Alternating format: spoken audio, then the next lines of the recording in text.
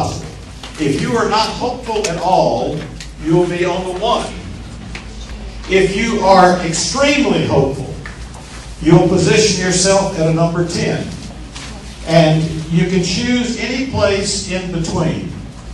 So what I'd like you to do is to sort of decide how hopeful are you over the next 5 years that something really important can happen. And there are good reasons to be hopeless, and there are good reasons to be extremely hopeful, and in between. So pick a spot in between. Sort of move the chairs back so we can get a corridor free here. Sort of step back a little bit. Step back and get to where, look my way.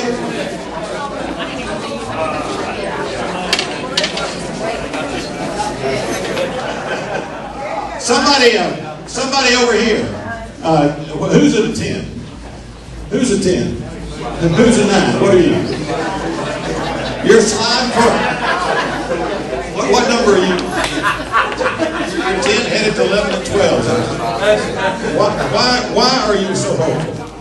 Somebody else down on this end. Why? You were all the way to the door. Why is that? She wants to be the first one out.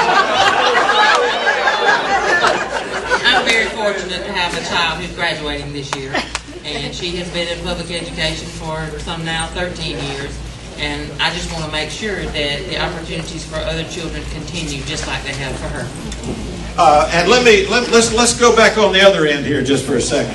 Why are you here, Kenneth? I'm a 5.5, and I think number one is just what we said about the funding. You said 5 years. I think it's going to be a hard challenge, but I've got a good hope that could change because of the fight that the educators have, and I think we need to get away from a lot of the taxpayers thinking they don't need education to start having them, regardless of their age, whether they're 50, 60, 70, or 80 and have kids in the school system or not.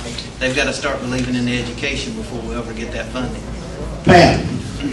I'm probably an 8 because I believe in the power of public education. I believe in the power of the people in this room to move us closer and closer to that needle to where every single child gets a quality education. I just think the challenges are still extremely great with the politicians and the federal government, and we just have some challenges for the country.